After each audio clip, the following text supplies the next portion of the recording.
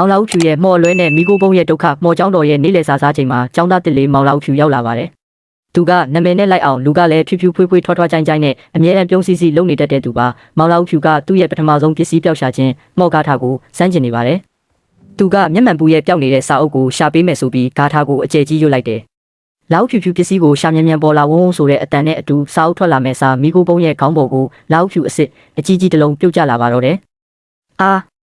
ငါခေါင်းဟေးလူမောင်လာဦးဖြူမင်းရှာခိုင်းတာစာအုပ်လေးငါခေါင်းကိုလာဦးနဲ့ထုခိုင်းတာမဟုတ်ဘူးလို့မိကိုပုံးကအော်လိုက်တော့မိကိုတွေတလိမ့်လိမ့်ထွက်လာပြန်ပါတယ်ဒါကိုမြင်တော့မျက်မှန်ဘူးကမျက်မှန်ကိုပင်ပြီးအဟက်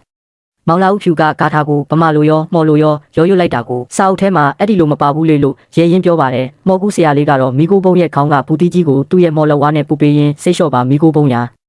အ ਨੇ ဆုံးတော့ဒီနေ့ငါတို့လာဦးဟင်းတောက်ရတာပေါ့လို့နောက်လိုက်ပါတယ်မောင်လာဦးဖြူကတော့ခေါင်းကိုကုတ်ရင်းစော်ကြီးပဲတငယ်ချင်းတို့ရာငါကဗိုက်စာနေလို့လောက်အကြောင်းစဉ်းစားမိသွားတာနဲ့တူတယ်လို့အေးအေးဆေးဆေးပြန်ပြောတာကြောင့်အားလုံးဝိုင်းရကြပါတော့တယ်